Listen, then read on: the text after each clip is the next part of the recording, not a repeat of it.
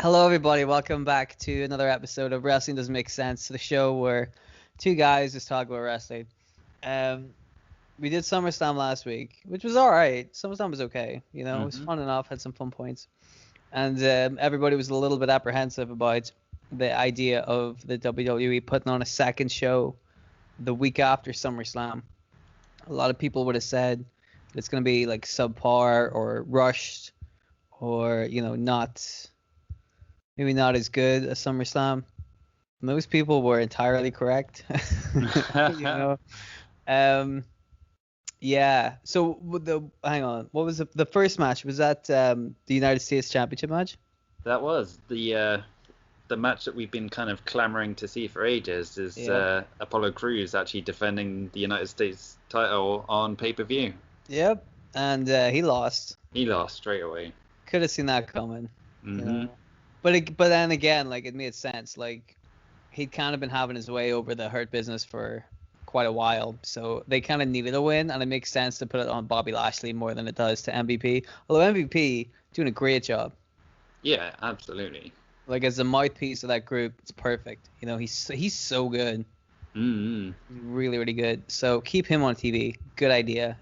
Have Bobby Lashley look like a fucking strong ass dude. Good idea. A little bit of exposure and TV time and stuff like that for Apollo Crews. That's all good. You know. Yeah. Um. So I thought, we kind of saw it coming, but that's fine. It was a decent enough match. I thought. You know. Both Yeah, it guys can wasn't the work. greatest, but it was competitive, and there's Mm, like some good spots in there as well. Like right. the Lashley like spine buster or choke slam thing he did on Apollo Crews looked amazing. Mm. Where he kind of lifted him 7 foot in the air or something and smashed him down. Apollo Crews was a frog splash, Of course, yeah. which carries on from our conversation last week about how it's weird because I didn't notice it, and now it's like everybody's doing a frog splash, hmm and I'm okay with that. I like the frog splash; it's a good move. Um, but if it so far the frog splash has put down what one person in the Yeah. last week out of five, so not a great record, but irregardless, we'll move on. Mm. What was? Oh, I think the second match was Big E versus Sheamus. Yeah, but before that, there's just one other thing I wanted to mention about the first match was like the aftermath where Lashley's like posing with the title, and then they did that weird thing where it kind of took still photos of it as it was like showing the video, and it's like really really cheesy and weird, and like they've not done that before, have they? I didn't remember it. It was, yeah, pretty bizarre. I don't really understand what the point of that was, but hey ho. It was to distract him so Apollo Crews could like try to beat up three dudes at once. Ah, of course. I mean, not the smartest move, but it made sense because he's angry they lost the title. You know, um, totally makes sense. I mean, it actually does make sense. I don't mean that in a sarcastic. I realize that the show is called Wrestling Does Make Sense. Let's move on.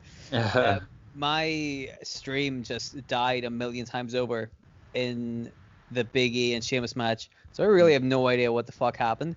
I caught Sheamus do the promo at the beginning, and he looks like the fucking guy from Rocky. He looks like Yeah, Rocky. it was pretty weird. Like not I, just the look, but like his mannerisms as well were really yeah. like over the top, and yeah, it's really. I don't know. To me, he kind of looked a bit like Fagin from Oliver Oh yeah, Twist. yeah. But he looked like a tramp, right? Yeah. Looked like a fucking homeless dude, and I'm like, I love this. Maybe that's just me, but I'm like, oh, he as if we were like, boy, could he get in the Irish? And he fucking did. Oh God, it reminds me of home. I Yeah. really like that. I thought suddenly Sheamus has like, if he kind of walks around and acts like that, like outside of the ring, he's got himself a look. Hmm. That's a neat, like, it's not really a change in his character, if you know what I mean, but also it is. Like, it's neat. It kind of sets him out, apart from everybody else. Yeah. Um, So I was digging that. I'm like, cool, I like Sheamus, and he can take a couple of losses at this point. He's still gonna be Sheamus. Mm. So I figured Big E's gonna win this one, And he did. and he did. So I have no idea how good this match was because I caught like parts of it. Was it should I have gone back and watched it? Not especially. It was all right. I mean, it was quite hard hitting and stuff, and um, yeah, I mean, Big E started looking pretty good towards the end, but when Sheamus was on the offense and like targeting the knee, it kind of really slowed down and dragged a little bit. But I mean, it would have meant more as well if the knee stuff had played into the finish, or even like Big E was still selling the knee after the match. But The basic fundamentals. yeah, but I mean, I will say I did like Big E's kind of passion that he showed after the match as well, where he's like, all fired up and shouting at Corey Graves and stuff, and telling him to tell everyone uh, how this is his time and that kind of thing. So yeah, it's pretty cool, and I'm all for a Big E push as well. Yeah, dude. I hope they do something like proper with him. Mm, Because that guy's good. That guy's got charisma coming out of his ass. You know what I mean? yeah. He is so good. And he's like a big guy. You could totally like. There's so much you could do with him. Mm, So yeah, I kind of wanted this match to be good. So far, we're kind of hitting like a pretty average. yeah. You know what I mean? It's like it's not been awful, No, but no. it's also not been Must see. yeah, no quote unquote 5-star matches. No. Unless that's what you like, in which case you might call these a 5-star match. But whatever. Um, what was the next? Was it the women's? No, the next match was Matt Riddle versus Baron Corbin, Oh boy. which featured like a pre-match interview with Matt Mm, Riddle, where for some reason it seemed like they were bringing in like the real life accusations that were sort of, leveled against him during the speaking out stuff from a couple of mm, months ago. mm, Like making mention of him being a failure at home.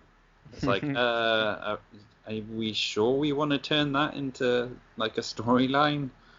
Um, Yeah, I mean that's a bit, close to the bone mm, with that one. But then again, like with this and with the Jeff Hardy thing, they're trying to, they're still trying to blur the lines between kayfabe and real life. And you know, in some ways, at this point, like this deep into the game, you kind of have to like, fair play for still trying in a day and age whenever everybody gets that it's totally bullshit. yeah. But they're still giving it a go. The thing with Matt Riddle is like his case seemed, um, it, I heard like both sides of the story and like his side made sense. You Mm, know what I mean? Um, so I think he has been cleared of whatever accusations, but still it's a little tone deaf right now to do it. I don't I like I'm not opposed to the idea of that coming up in a storyline, but I'm like right now is not the time for that. I don't think definitely not. No. it's a little bit yeah, a bit of a bad move on their part. But to be fair, Matt Riddle didn't seem very happy about being asked about it. So, you know, Yeah, but that's the thing as well, which I thought was kind of weird, is that like he was all, his usual bro self until he got asked about that, and then he looked kind of intense, like pissed off almost. And mm, then, he comes out to the ring, and rather than like take the fight to Baron Corbin for like bringing that shit up, it's mm, Baron Corbin who then like gets the jump on him and pretty much dominates the match. So it's kind of a weird structure to that. Like you would have thought it would have been the other way around with Riddle kind of, being fired up and showing a bit of passion and whatnot. But yeah. No, that's a good point though, because like Baron Corbin, as a heel, cheap shotting somebody before the match or before the bell rings, like that makes sense, right? He could have done that like any other match. This match with what with that angle that they shot like immediately before the fucking match would have made sense for Riddle to have that level of intensity right out the bat, Yeah. because he's pissed off. Like that would have made sense, and it's quite silly they didn't do that. Because again, like that's right there. That's like fundamentals. That's how you make it look real. What about this match? What did you think?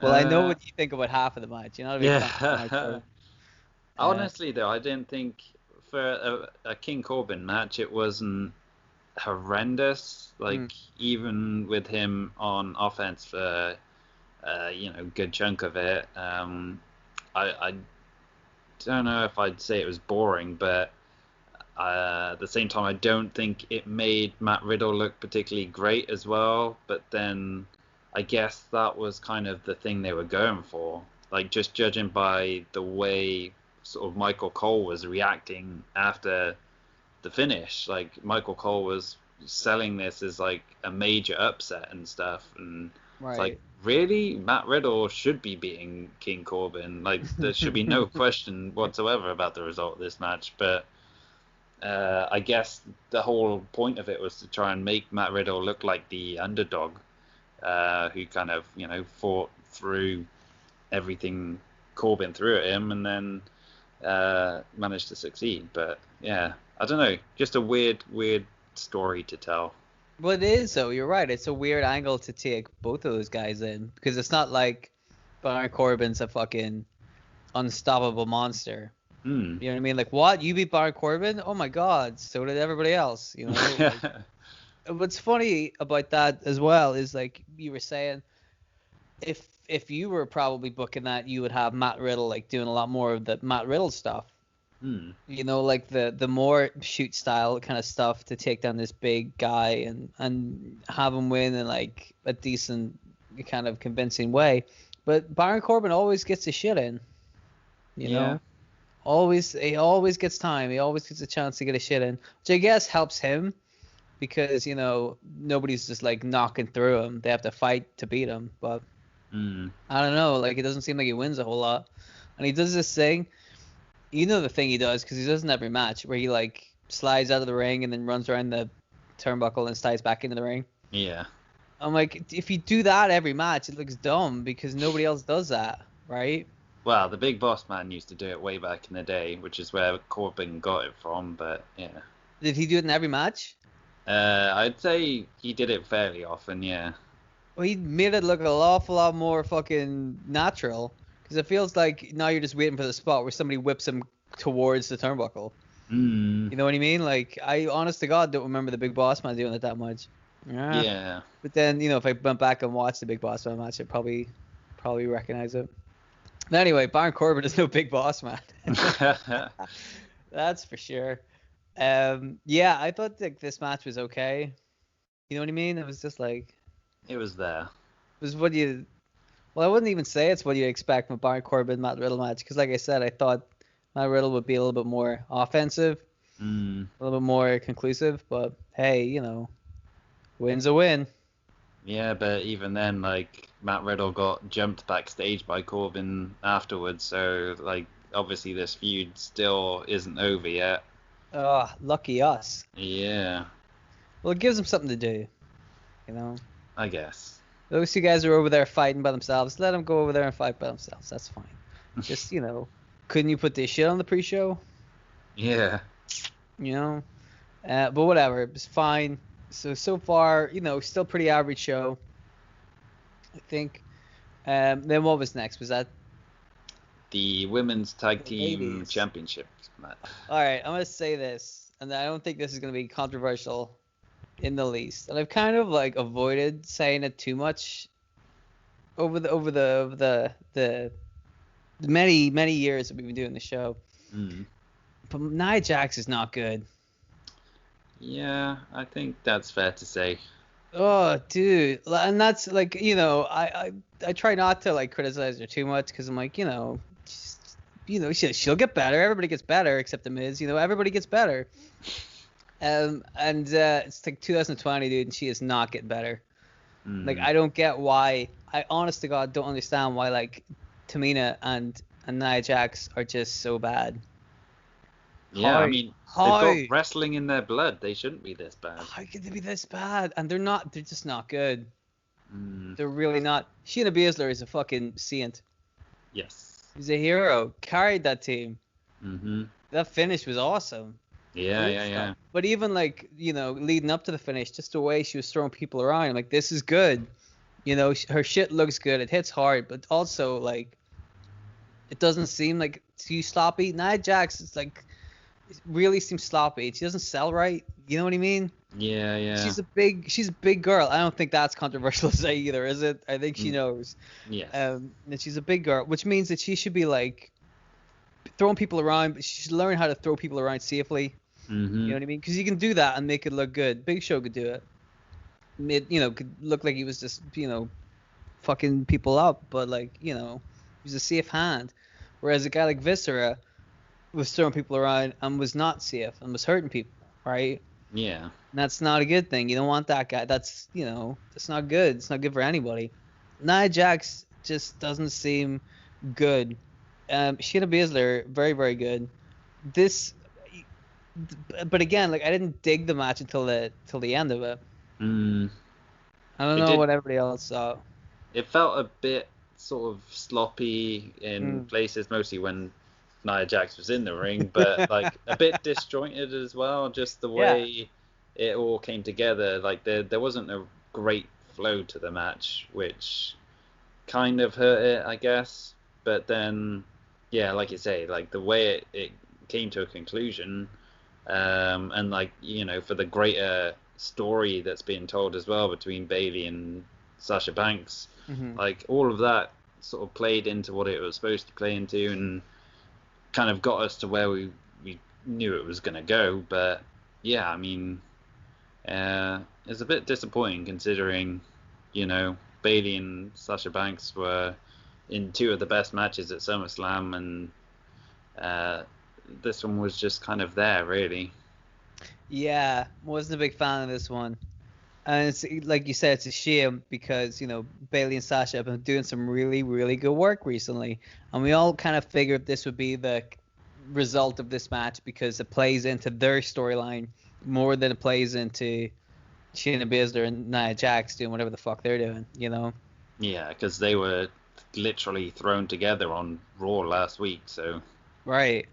But like, and again, like in theory, like that kind of team makes sense.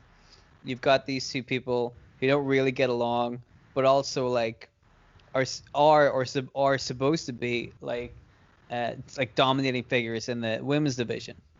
mm, Nia Jax with her size can throw people around, and Shayna Baszler could just break people in half with their technical skills. So like the idea that these two lone wolves kind of have to team together and end up winning the tag titles, it's an old story, but it makes sense.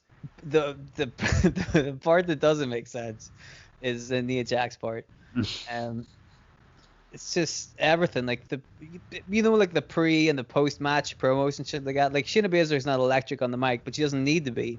mm, Right? That's the point. Like if I because but people like her, whenever they kind of deliver their lines a little bit flat, it makes sense to me because I'm like, well, I don't expect her to be a fucking theatrical actress. yeah, Expect her to be a fighter who doesn't talk much, right? That makes sense that she doesn't say a whole lot or because she does a whole lot. But Nia Jax, what the fuck? Oh God, like now I'm getting to the point where I'm like, I just don't want to see her on TV anymore. mm, And like it wasn't I was fairly indifferent to her. I was still like, giving her the benefit of the doubt. I'm like, she can do it. But I don't know, dude. I don't know. So, at least the good news is they're finally doing something with Shayna Baszler.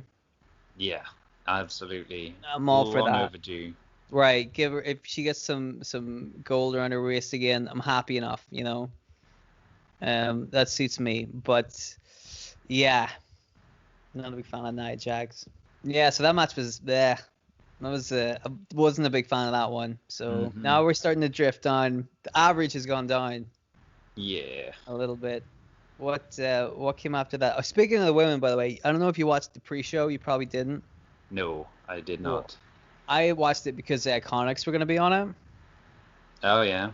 I like the Iconics. They fought Ruby Riott and Liv Morgan, the recombined Riot Squad, Mm-hmm. and you know that match was okay. I mean, I love the Iconics. I love the way they work. I love the shit talking they do, and it's nice to see. It's nice to see tag teams in the women's tag team division, right? Wasn't that But nice to see yeah. two separate tag teams that exist in the women's division, and then 24 hours later, like the idiots that they are, they split up the Iconics. Ugh, Why would you? Why? Why would they do that? I have Why? no idea. I am willing to listen to any coherent argument that anybody can put forward as to why they would break up the Iconics, but I, I will be waiting with bated breath for that one because God, they were perfect together, and they're a Mm-hmm. team. They're a fucking team. Make them be a team. Why would you split them up? It's not gonna end well. It's not gonna end well. No. So, yeah. But at least we've got the Riot Squad. So we take one team away, but we replace it with one other team. So now the women's division, tag team division is now two teams. Well, that's all you need, surely. Yeah, for like a month. But then after that, you're gonna need something else. And they're like doing something with like Alexa Bliss now. So like I don't know if she's really tagging with Nikki Cross anymore. So fuck that team out the window too. Yeah. Don't need them. What do we need them for, huh? But then you do have Natalia and Lana who've started kind of joining forces as well. Right, so you get rid of one team and then bring in another one. How does that Yeah. make any sense? It's ridiculous. How do these people have anybody to fight against if you take away the tag teams? God damn it! Mm. Fundamentals, basic shit. How do you have a division with only 3 teams? It's impossible. Doesn't make any sense. And Sasha and Bailey are gonna be splitting up soon. Yep. So that's them out. And Kairi Sane's away back to Japan, so Asuka's got no tag team. So that's out. What the fuck? This is not how you make those tag titles look good, you know? Well, I Anyway. mean, you could say they've fundamentally let those titles down ever since they introduced them, really. There's just been not enough focus on them, not enough, like you say, not enough teams who are like constantly featured and whatnot, and yeah, it's just been a bit of a shit show, really. And I really don't want them to drop it. I think it's a great idea. I really love the tag team women's, like I do, but you know, they don't seem like they want to do anything with it, which sucks. Because also if they don't do anything with it, then what's the point of putting on Shayna Baszler? Who fucking cares, right? They need for that to work, they need tag teams to fight against her. And there's still like women's tag teams in NXT at the moment, so hopefully we'll get some of that going. But you know, main roster, they're gonna have to start throwing people together again. Yeah. Which doesn't make sense because they had tag teams that were tag teams and they split them up like a bunch of idiots. Ugh. All right. So anyway, what was next? Next was Keith Lee versus Randy Orton. Oh, right. Okay. Well, I thought this one's gonna be fucking great. I was really excited about this. I'm like, this is gonna be great, you know. And for the most part, it was pretty good. Yeah, it was. I wouldn't say they really got out of second gear, but then that seemed like the whole point of the match was to kind of, you know, shock the system by having Keith Lee beat Randy Orton clean as a whistle in less than 7 minutes. So, I mean, I don't think anyone could have put their hand on heart and said they saw that coming. So no. And it makes Keith Lee look like a huge deal already, which, you know, my big fear when this match was booked was, you know, it was a match that Randy Orton, given that he's probably going to be challenging for the WWE title again at some point, you know, he was going to beat Keith Lee, and then Keith Lee is already looking like a loser, like within a week of coming up onto the main roster. But instead, he's put over huge in a way which you don't really see happen very often for the guys coming up from NXT. So, for that reason, I was kind of pleasantly surprised by this one, I'd say. Right, like it was pretty short, but like you said, the shortness was on purpose, just to put Keith Lee over.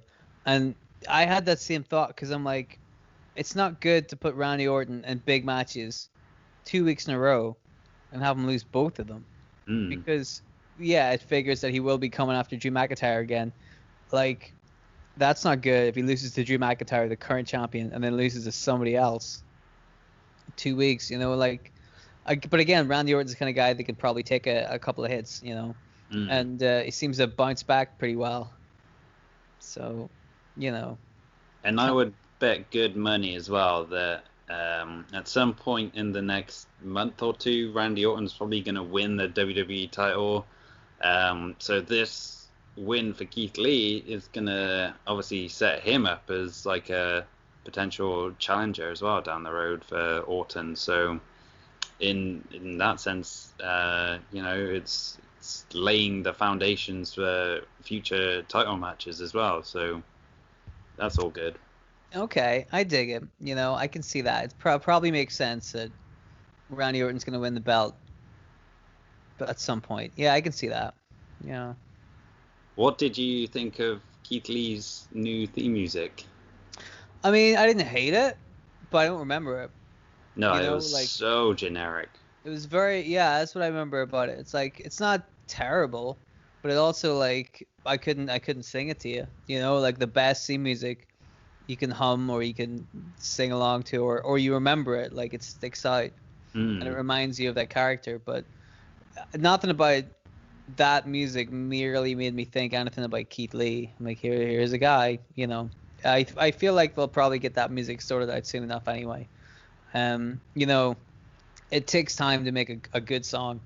So like, if they made a crappy song from last week that nobody liked, they're probably gonna have to change it, but it's gonna take them, it's gonna take them a while to actually make a half decent song. You know what I mean? You can churn out shitty songs, no problem. Coming up with a good one, that's the trick, Well, he had a good one though. That was the thing. I thought his old one was okay. I mean, it definitely captured his personality and sort of it stood out. I thought, even if you didn't love it, you kind of remembered it. Whereas, like I said, with this new one, like after the initial like opening bit, which is the same as it was, it just went into some sort of generic rock song where, like, nothing stood out. No, it wasn't great, but so like, this match was fun for what it was, really, but it was very, he could have, like you said, it does a good job of setting up for another match between these two guys down the line, which I would like to see. I think those two guys could probably go pretty well. I'd be very interested in seeing that. But tonight was not the night, so really, still hitting an average. Yep. And then I believe was the main event. Oh, you've missed one. What's the one that I missed? It's Seth Rollins and Murphy versus Rey and Dominic Mysterio. Oh. Okay. What did you think of that one? I really enjoyed it. I thought this was hands down the best match on the show. Right. I mean, it's not like it had stiff competition. No. A tag match is the perfect way to kind of cover Dominic Mysterio, because like I said last week, I still feel like he's a little spotty. Like he's just doing bits as opposed to working a match. So like, you put him in a tag match like this, it's easy to hide that, because Rey Mysterio can still do the bulk of the work. You can you can cover any shortcomings and teach him more about the business by getting him in a tag match like this. So that's what I kind of that's what I felt was what happened, was that like Dominic came in and did bits and pieces, but really Rey Mysterio was the one working his ass off on that side, Yeah, but I think what Dominic did do looked pretty damn good, and he was selling pretty well as well. So, um, considering it's still really early days for him as a wrestler, but to kind of step in on this level and work with guys like Seth Rollins and Murphy and his dad, and kind of look like he belongs, I think is a huge testament to Dominic's potential. I think he's got every chance of doing pretty well for himself as a wrestler. So fingers crossed this is the start of a nice long successful career for him. Right, like he's still pretty great, like still a lot of kinks to be worked out. But like I said, the tag team match like this is a good way to kind of hide the mistakes and accentuate the strengths, Yes. Like you said, especially against some guys like Seth Rollins, Buddy Murphy, those two guys can go. Mm-hmm. Former tag team champions, I believe. Mm-hmm. Don't forget about that. So, yeah, like I would say this is probably the match of the night so far, and also of the night as a whole. Because then the main event happened. Mm-hmm. I didn't like it. I didn't like it at all. The bit. So the storyline was that Roman Reigns wasn't going to sign the contract to be in the match until his demands were met, right? Yep. He was like, I got some demands. Till you guys meet these demands, I'm not going to sign the contract. So everybody's like, all right. We all assumed he was going to sign the contract, and so we'd have a triple threat match, which was advertised. So I'm like, okay. Bray Wyatt comes out of the ring. Braun Strowman just beheads him, and then the bell rings. Mm-hmm. And I'm like, well, can the bell ring if there's only 2 out of 3 of the guys? I don't know, but I was like, I don't think that's right. But also, I'm like, I feel like they've done this before, sometimes. So I'm like, okay, I don't like that, but whatever. So then they had a fight that was pretty much the same as the fight they had last week. Yeah. Just they did stuff. I'm like, whatever. Which is another no holds barred match. Mm-hmm. Which we didn't need. But again, you could argue that it made sense because now Braun Strowman was an angry guy, is a heel, so he was bringing his monster side out, his destructive side, and Bray Wyatt likes that side of people, so they could do whatever it is they wanted to do. And they start a fight, and then a load of bullshit happens, and then they do a superplex, and the ring falls apart. Mm-hmm. When was the last time they did that angle? Because I feel it wasn't that long ago. I don't think it was that long. Maybe 2-3 years ago when it was. I'm pretty sure Braun Strowman and Big Show. Brock Lesnar? Oh, maybe it was. Maybe it was Big Show. Because Brock Lesnar did something like that not so long ago, though, didn't he? But I feel like that was an angle. It feels like it wasn't that long ago anyway that such a thing happened. Yeah. To my recollection. So I'm like, all right, the ring exploded. Whatever. And then Roman Reigns comes out with a contract. And he signs the contract. And then he gets in the ring, right? Mm-hmm. The match has already started. Yep.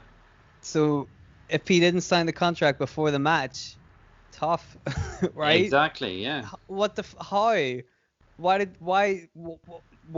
How does that's not how that works. Fuck? What was these extra things that he wanted in the contract? Right.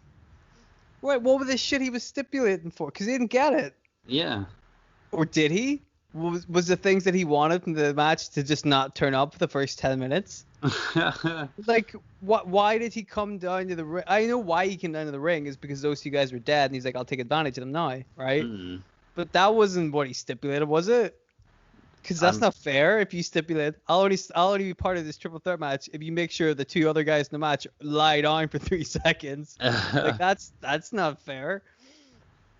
And not to mention as well, like the match starts with Strowman hitting like a running power slam, so he could have won that match like within the first, 10 seconds conceivably, and then the Right. Fiend comes back and hits Sister Abigail and could have won like within a minute. And it's like, okay, so Roman Reigns has decided to sit in the back for 10 minutes when this match could have already ended. But Twice. yeah, so like what was his plan there? Why was he waiting so long just to come in? Like, did he know they were gonna break the ring? Like, yeah, right? What the fuck? So he comes in with a chair, and then he sees these two guys, and he's like, don't need the chair. So he, like, clambers into the ring and tries to pin both of them, and that doesn't work. So then he, like, wheels on them with chairs for a bit, which doesn't really work, so he just kind of, like, does whatever it is. He spears somebody and hits them with a chair. I don't know, it was busy finish. And then eventually he gets the win. But, like, and I get what they're trying to get. I understand the angle they're trying to go down. But, like, Roman Reigns looked like such an idiot. Mm-hmm. He looked like such an idiot coming down with a chair and, like, fucking... Oh, I did not like this. This was a match that It was one of those matches, much like The Fiend and Seth Rollins in that now infamous Hell in a Cell match, where I was, like, just watching it going, what the fuck? Like, I couldn't stop watching it, but not for good reasons. Yeah. Because I was like, is this real? Like, this is the Roman Reigns heel turn? Like, you talk about them killing people before they get started, but good God. To me, anyway, I was like, that is not a good start for the new Roman Reigns heel character. Like I said, I understand the angle they were going down, but much like everything else they tried to do, didn't make any sense. Yeah. It was so stupid. It was so stupid, and it didn't make anybody look good. Nobody looked good, right?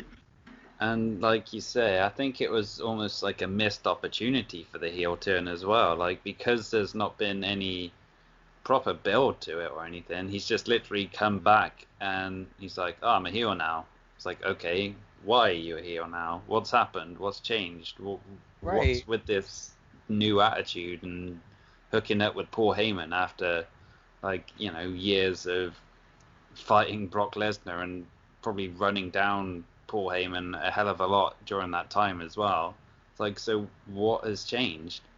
And you look at who he's in there against as well. The Fiend, who's, over the last year or whatever, he's basically feuded with people and acted as like a catalyst for change with all those people. So why couldn't Roman Reigns have come back as a face, faced the Fiend, lost, then decided, okay, I couldn't do it as like the good old fashioned babyface Roman Reigns. So then he brings in Paul Heyman and decides to, start playing by his own rules and doing whatever the fuck he wants. And, then it actually means something and it makes more sense. Whereas with this, who knows what's going on? Right, like, just standing beside Paul Heyman doesn't make you an efficient heel. There needs to be more than that. That can't be it. Like, it's pretty much what they're doing with Braun Strowman, right? He couldn't beat Bray Wyatt, so he ended up becoming a monster, and now he's a bad guy, right? Yeah. So, like, if they had just done that with Roman Reigns instead of Braun Strowman, that would have worked, right? Yeah.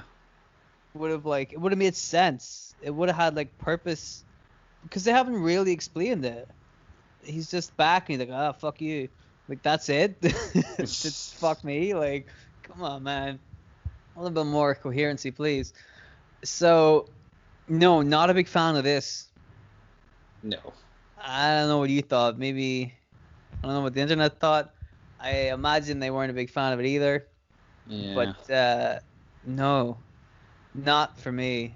And I'm kind of annoyed about it because, like, Summerslam I thought was okay, but this show, it really needed, like, that main event to deliver, and it did not at all. Like, the opposite of that. It really sucked. And fucking no retribution. Well, I was gonna say, what's Payback a synonym for? Is it's obviously retribution, and Right. and you would have thought this would have been the perfect show to do something with them on, and yeah, nowhere to be Nothing. seen. Fucking nothing. Would have been like, I thought that's why they did this show. Yeah. They were introducing this Retribution dudes, and they did it before SummerSlam. No mention of them at SummerSlam. Payback happens a week after SummerSlam. I get it. This is their payback for not being on SummerSlam. Easy, right? Of course that's what it is. But no, not a fucking word. So like, why does anybody care? Like, why would anybody care about these guys? Because they're not doing anything interesting at interesting times. You know, like, I don't get it. I don't. I don't. Oh. I just what. You know. Yeah. You know what I mean? Despite me not actually saying anything using words, I think you know what I mean. This storyline had potential, and god dang it, if we can't look at most of the storylines in the WWE and say this storyline had potential, right? Like there's stuff they could do with it. There's angles they could go. They could make it interesting. They could make it cool. But like just ball after ball they're dropping. It's silly. It's really silly. You know, it's some days it's hard to defend this stuff, you know. It does smack a bit of like we talked about before with like when we were talking about Vince McMahon and stuff, where it doesn't seem there's any sort of long-term plans in place, and they end up, flying by the seats of their pants, really, because they don't have a specific idea of what they want to do. So, like, they brought in Retribution, and I wouldn't be surprised if, like, they had no idea who's going to be under the hoods, to start with, much like they did the same with, like, the hacker angle and GTV back in the day and stuff like that. It's like, it's all these kind of things where they kind of introduce something and then sort of, think, well, we'll figure it out later on. Doesn't really matter. It's like, oh, Right. okay. There's never any end. Like, you always feel like they don't know what the end game is going to be. But if you come up with an angle like this, you should have at least some kind of, like, end point for it. Or beats that you hit, right? So, like, so far, Retribution have been around for, like, a month-ish. But they've done nothing of any, like, real note. They've turned the lights on and off, and whenever nobody else was in the ring, they came and destroyed the ring, right? Yeah. They do stuff like this, right? But like, who cares? They haven't done anything of any importance to anybody. Like they've done a couple of like hit and run attacks or whatever. Not with a car, but I mean like, they run into the whatever, beat up some people, run away again. Yeah. But like, nobody cares. They haven't done anything to make anybody care about this angle, which. Because like the stuff they're doing is so insignificant week by week, they're not turning up at the big shows. It's two in 2 weeks that they missed. Whenever they should have done something, but there's not. So it means that whatever the fucking payoff ends up being, if it's a Clash of Champions or if it's a fucking Survivor Series or whatever, whenever they reveal who these guys are and what their plans are, nobody's gonna fucking care, because they look like jokes all the way through it, right? Yeah. Like. It's stupid. It doesn't do anything for the people in it, whoever they may be. They don't even, like you said, they might not even know who the fuck they are. They might just phone him up one day and go, hey, Dolph Ziggler, you're in Retribution now. And he's like, well, something to do. It keeps me up Raw Underground or whatever. I don't know, dude. Not a high point for the year. Nah, I mean, I will say I didn't hate Payback. There wasn't really enough going on in the show. Like, it just felt like one of those shows where it's all about moving the pieces on the chessboard to kind of set up for a few things down the line. Like, obviously with Roman Reigns winning the title, Sasha Banks and Bayley continuing to, have issues between the two of them. But even then, like, a lot of this stuff is just like another bump in the road almost. It felt like Apollo and the Hurt Business seems like that's going to continue. Matt Riddle and Baron Corbin's going to continue. The Keith Lee and Orton rivalry will pick up at some point. And like even the Mysterios against Rollins and Buddy Murphy as well as like I thought, oh, that's a good, jumping off point for the feud then, which has been going on for a while. And then they immediately announced, like after the match is finished, that it's going to be Ray versus Seth on Raw, which didn't end up happening because Ray's apparently injured his tricep. But yeah, it's just like it's never ending. It's like, come on, let's move on. Let's try something different and see some new feuds rather than same old all the time. Right. Let's actually try to fucking do something interesting. Because I understand that you didn't hit the show. I didn't hit the show either. But there was nothing interesting on that show. No. At all. It was just like, I don't know. But that was Payback. To be fair, right? To be totally fair, it's pretty much what we expected. Yeah, I mean, the whole having a pay-per-view the week after you just had one is, it smacks of desperation, I guess. Right. Nobody came into Payback thinking it was going to be fucking an A-star show, And to their credit, the WWE totally delivered, and it was not an A-star show. So we can't fault them for that, I suppose. Yeah, not for me. You can put this one in the bin. Because, like, all this shit, like you said, because it all goes on forever. Whenever you watch Clash of Champions, we'll just, we'll get caught up with all the shit that happened today or on Sunday or whatever. So none of this, it really matters, Oh, well. Anyway, that's the show. Never mind. Yeah, well, we'll be back. We'll do it again next month. Clash of Champions. And that totally won't suck at all, I'm sure. We'll see about that, I guess. It'll just be The Miz and Baron Corbin in every match. We're like, oh, God. Why would they do this to us? I mean, that's the kind of thing that I'm surprised they haven't done that already. Give them time. They're saving that for WrestleMania next year. Oh, God. What about this, man? Here's a little theory to throw out there right at the end of the show. They even did that thing with The Miz and Big E on the Talking Smack show, which was the same kind of catalyst that sparked the renewal of the Daniel Bryan, The Miz feud.